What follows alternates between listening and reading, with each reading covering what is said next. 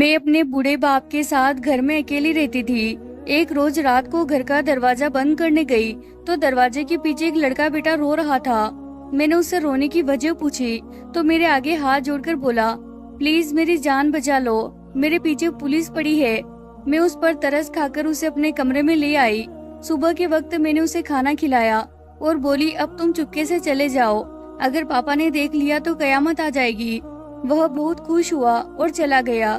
कुछ देर बाद जब मैं सोने के लिए अपनी चारपाई पर लेटी तो अचानक मेरी नजर उस लड़के की एक चीज पर पड़ी। मैंने उसे गौर से देखा तो मेरी आंखें फट पड़ी, मेरी आंखों से आंसू बह गए।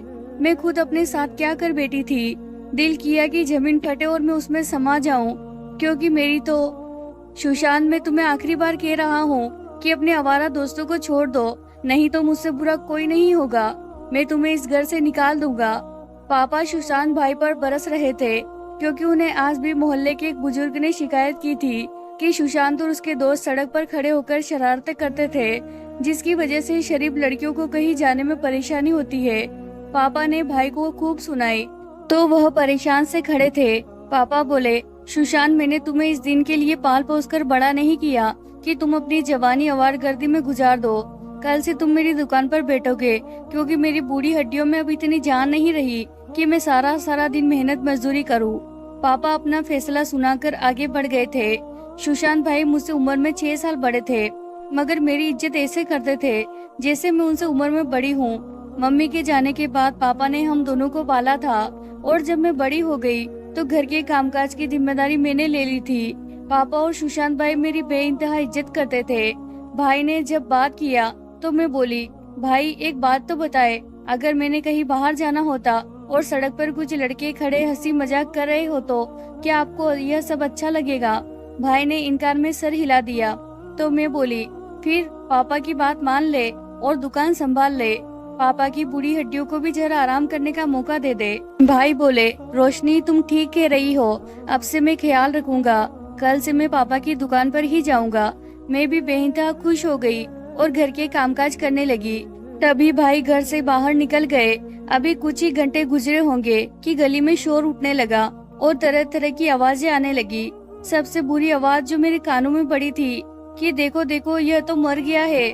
मेरा दिल टूट सा गया था कि ना जाने कौन मर गया। तभी हमारे दरवाजे पर कोई आया और आवाज दी कि लाश आई है।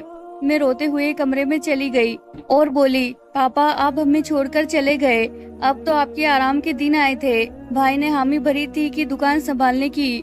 मर्द लोग लाश रखकर बाहर चले गए तो मैं भागकर अपने पापा को देखने के लिए आगे बढ़ी, मगर मुझ पर कयामत तब टूटी। तब मेरी नजर लाश पर पड़ी। मेरे सामने मेरे जवान भाई की लाश पड़ी थी, जबकि मैं तो सदमे में की हालत में थी। संभलने का मौका ही नहीं मिला था। मैं सोच भी नहीं सकती थी कि मेरा भाई सुशांत हमें यह छोड़कर जा सकता है। मोहल्ले वाले पापा को भी सहारा देकर ले आए थे। पापा भी रोते रोते घिर जाते थे। कुछ ही देर में सुशांत भाई का अर्थी हमारे घर से उठ गया और वह हमेशा हमेशा के लिए हमें तन्हा छोड़कर विदा हो गए थे। उनके जाने के बाद हमारे घर में उदासी का राज हो गया था। पापा मुझसे छुप छुप कर सारा दिन रोते रहते और मैं भी चुपके चुपके रोती रहती, ताकि पापा को पता ना हो कि मैं भी रो रही हूँ। जवान बेटे की मौत ने पापा की कमर तोड़कर रख दी थी। वह कुछ ही दिनों में बहुत बूढ़े हो चुके थे। एक दिन वह मेरे पास आकर बैठ गए और बोले, रोशनी तुम जानती हो ना कि जिंदगी बेएतबार जज है, पलक झपकते ही इंसान की जान निकल जाती है। तुम देखो, सुशांत के जाने से मैं कितना बूढ़ा हो गया हूँ। तुम्हारे भाई का गम मेरे दिल से चिपक गया है। मुझे मालूम है कि वह बाप जिसकी जवान औलाद मर गई हो, वह ज्यादा देर तक जिंदा नहीं रहते। इसीलिए मैं चाहता हूँ मैं तुम्हें विदा कर दूं, ताकि यह ना हो कि मेरे बाद तुम तन्हा रह जाओ। मैं तुम्हारी शादी कर लेना चाहता हूँ। मैं पापा के गले लगकर रोने लगी और बोली, पापा मैं इस मुश्किल घड़ी में आपको छोड़कर कहीं नहीं जाऊंगी, मैं आपके साथ ही रहूंगी। मगर अब वह मेरे सर पर हाथ रखकर बोले, रोशनी मुझे जिस दिन तुम्हारे लिए कोई अच्छा रिश्ता मिल जाएगा, मैं तुम्हारी शादी करके तुम्हें विदा कर दूंगा। तुम खुद को दिमागी तौर पर तैयार कर लेना। मैं भाई को याद करके आंसू बहाती रहती थी। पापा मेरे लिए रिश्ते की तलाश में मारे मारे फिरते थे, मगर अच्छा रिश्ता मिलना एक बहुत ही मुश्किल काम बन चुका था।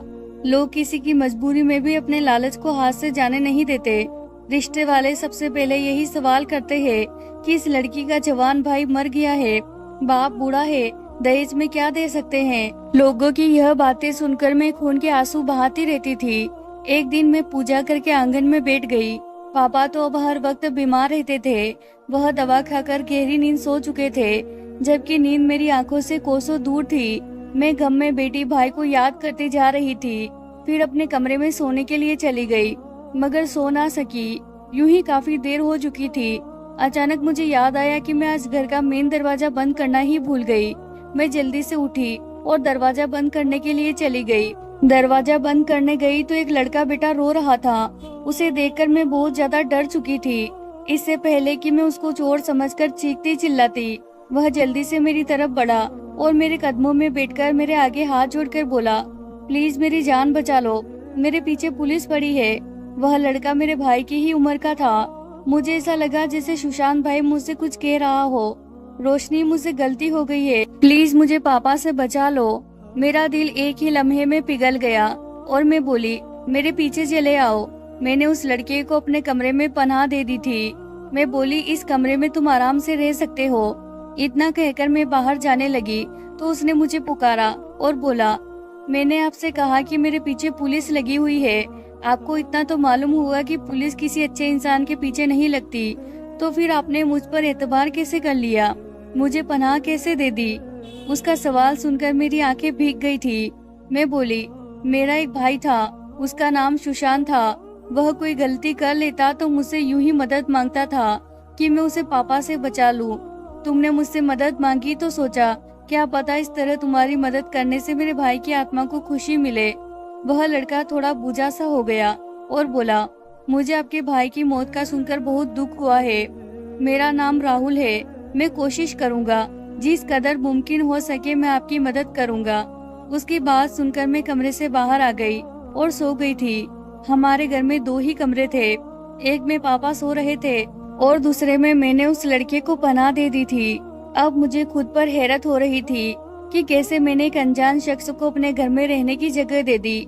और हैरत की बात तो ये थी कि मुझे किसी किस्म का कोई डर भी महसूस नहीं हो रहा था। घर में सारी रात भगवान की पूजा में लगी रही थी। सुबह के वक्त मैंने जल्दी से नाश्ता बनाया और राहुल के पास ले गई। वह भी जाग रहा था। वह नाश्ता देकर बेहद हैरान हुआ था। मैं बोली, अब तुम जल्दी से नाश्ता कर लो और चुपके से चले जाओ, पापा ने देख लिया तो कयामत आ जाएगी। उसने जल्दी से नाश्ता किया और मेरा शुक्रिया अदा करता हुआ बाहर निकल गया। थोड़ी देर के बाद पापा भी जाग गए थे, जबकि मैं राहुल के बारे में सोचने लगी कि ना जाने वह बेचारा कौन था और उसकी क्या मजबूरी थी। खैर, मैं घर के कामों में बिजी हो गई। जैसे ही रात हुई मुझे राहुल का ख्याल आया था।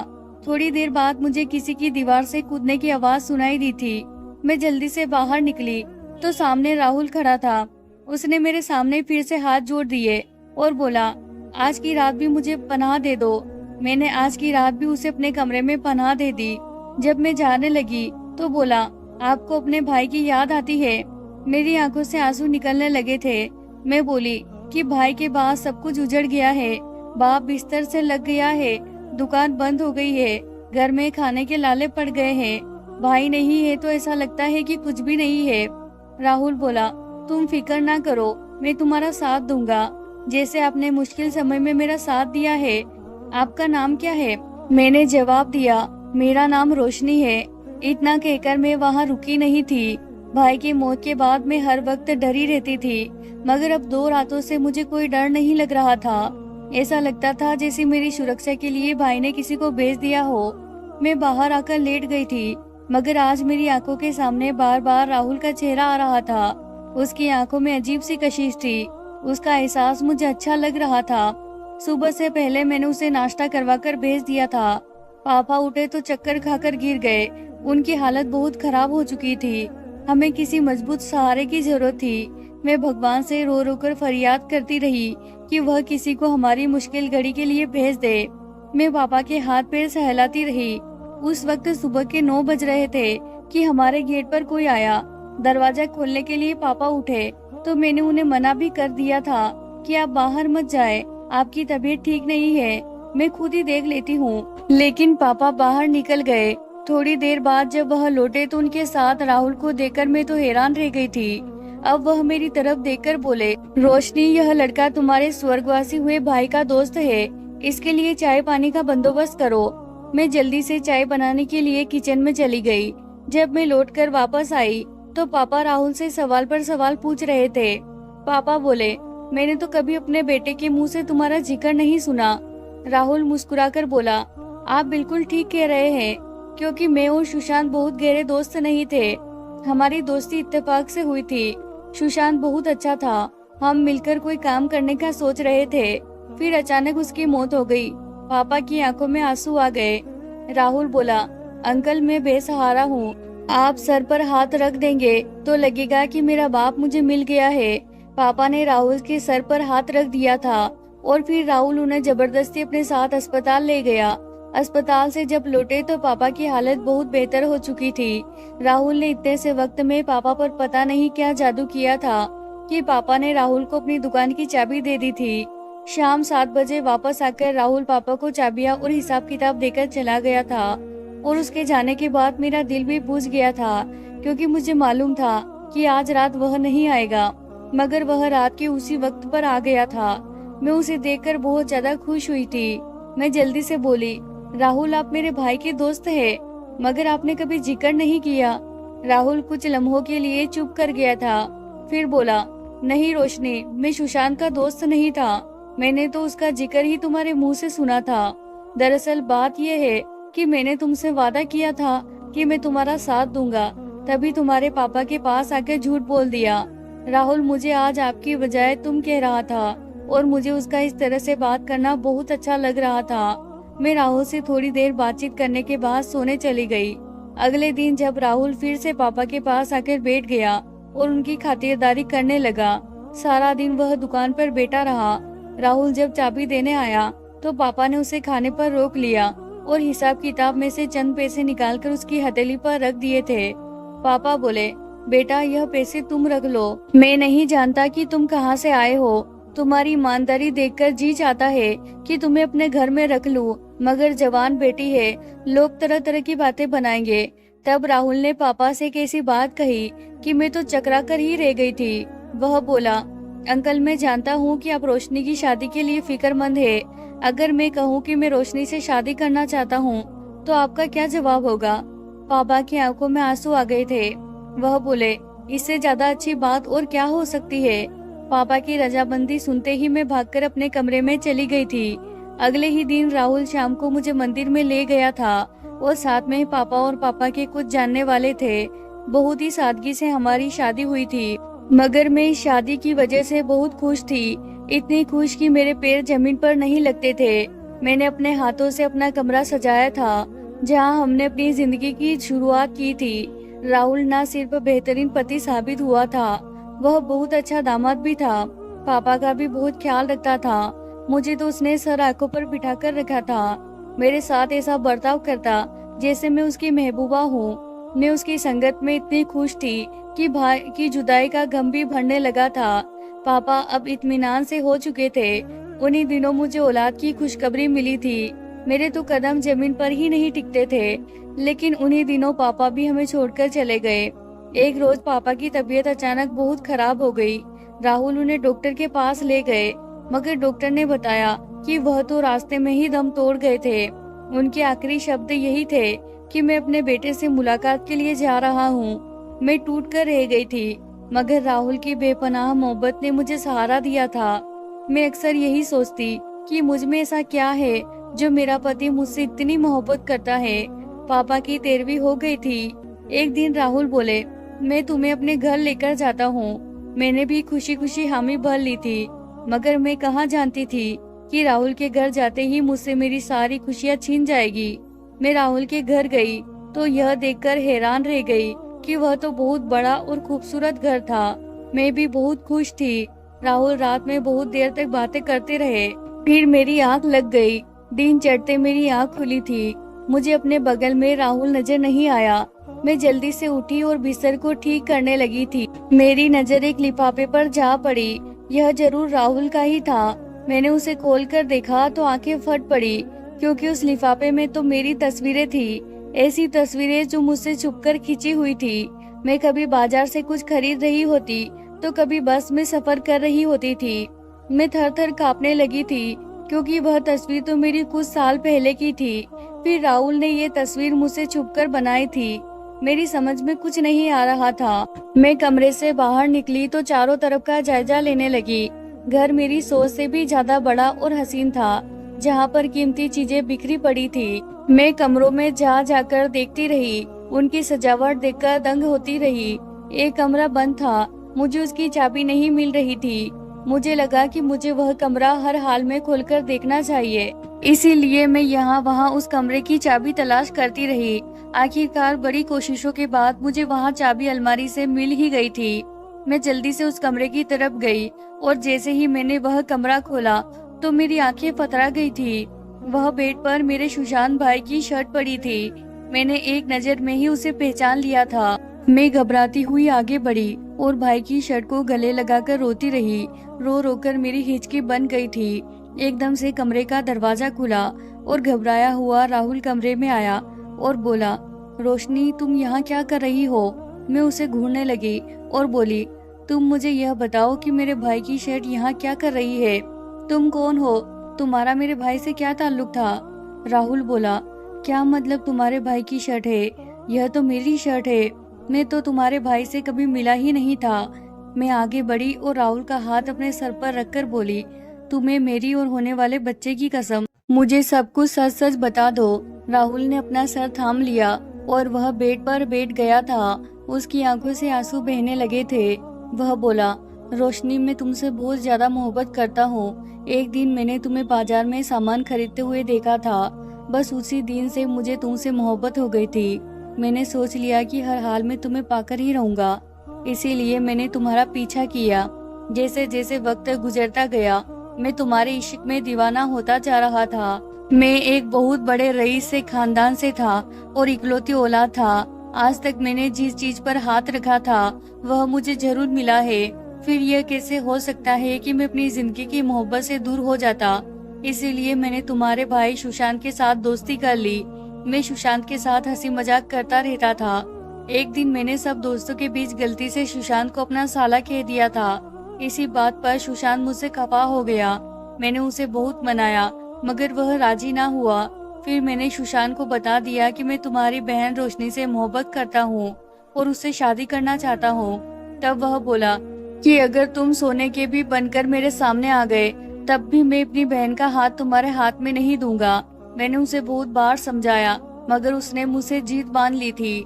फिर इसी बात पर एक रोज हमारा झगड़ा हो गया। मैंने उसे धक्का दिया तो वह सड़क पर जा गिरा और उसकी टक्कर एक गाड़ी से हो गई। सुशांत उसी वक्त दम तोड़ गया था। मेरी नीयत उसे मारने की नहीं थी।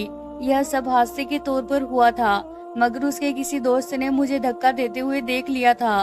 उसने मेरे खिलाफ थाने में मुकदमा दर्ज कर दिया था कि मैंने उसे मारा है। पुलिस मेरी तलाश में थी मगर मेरा बाप बहुत पहुंच वाला आदमी था, इसीलिए पुलिस वाले छापे मारने से पहले ही मुझे खबरदार कर दिया करते थे। उन रातों में तुम्हारे घर आने लगा। जाहिर सी बात है कि जिसके घर का मरा हो उसके घर में तो छापा नहीं पड़ता। तुमने मुझे पनाह दे दी। अगर मुझे पुलिस पकड़ भी लेती तो मुझे सजा ना दे सकती। मैं फूट फूट कर रोने लगी थी। मैंने खुद को मारना पीटना शुरू कर दिया था कि मैंने अपने भाई के कातिल को क्यों पनाह दी थी। राहुल जल्दी से आगे बढ़ा और बोला, तुम खुद को मत मारो। देखो मेरी नीयत उसे मारने की नहीं थी। तुम्हें कुछ हो गया तो मैं मर जाऊंगा। अब तो भगवान हमें औलाद भी देने वाला है। रोशनी में तुम्हारे बगैर कुछ भी नहीं हूँ। तब मैं गुस्से से बोली कि मुझे कुछ वक्त तन्हाई में गुजारना है। तुम थोड़ी देर के लिए कमरे से बाहर निकल जाओ। वह जाना नहीं चाहता था। उसे डर था कि मैं खुद को नुकसान ना पहुंचा दूं, लेकिन मैंने उसे धक्के देकर कमरे से निकाल दिया था। अब बात यह थी कि मैं यह कैसे सह लेती। मेरे भाई का कातिल मेरा पति बन चुका था। वही कातिल मेरे बच्चे का बाप बनने वाला था। मैं चाहती थी कि उसे सख्त से सजा दिलवा दूं, मगर उसने खुद ही बता दिया था कि पुलिस उसका कुछ भी नहीं बिगाड़ सकती। इसीलिए मैंने एक बहुत ही सख्त फैसला कर लिया था। इसीलिए मैं अगले रोज एक साइकोलॉजी के पास अपना मसला लेकर गई। उन्हें सारी बात बताकर कहा कि अब मैं अपने पति से तलाक लेना चाहती हूँ। वह बहुत ही धार्मिक थे। सारी बात सुनने के बाद बोले, बेटा, तुम्हारे पति ने तुम्हारे भाई को सिर पर धक्का दिया था। तुम्हारे भाई की मौत गाड़ी की टक्कर की वजह से हुई है। वैसे भी उसकी नीयत उसे मारने की नहीं थी। अब तुम्हारा पति तुमसे माफी भी मांग रहा है। बेहतर यही है कि तुम उसे माफ कर दो। यह मामला भगवान पर छोड़ दो। माफ करने वाला आदमी भगवान को बहुत पसंद है। उस आदमी ने मेरा दिल नरम कर दिया था और मैंने यह मामला भगवान पर छोड़ दिया था। मैं जैसे गई थी वैसे वापस आ गई। शाम को राहुल आए तो उन्होंने एक बार फिर से मेरे कदमों में बैठकर माफी मांगी और कहा कि यकीन करो, तुम्हारे भाई की मौत हादसे के तौर पर हुई थी। मैंने उसे नहीं मारा। मैंने दिल साफ करके उनके साथ जिंदगी गुजारने का फैसला कर लिया था। आज इस बात को कई साल गुजर चुके थे। राहुल और मेरी जिंदगी बड़ी खुशहाली के साथ गुजर रही थी और 9 महीने के बाद मैंने एक चांद से बेटे को जन्म दिया था। अपने बेटे को देखकर मुझे ऐसा ही फील होता था कि जैसे भगवान ने मुझे मेरा भाई लौटा दिया है और आज मैं अपनी जिंदगी में बहुत खुश हूँ। तो प्यारे दोस्तों, ये थी हमारी आज की कहानी। वीडियो पसंद आए हैं तो इसे जरूर लाइक कीजिएगा और हमारे चैनल पर नए हैं तो हमारे चैनल को सब्सक्राइब करना बिल्कुल ना भूलिएगा। धन्यवाद दोस्तों।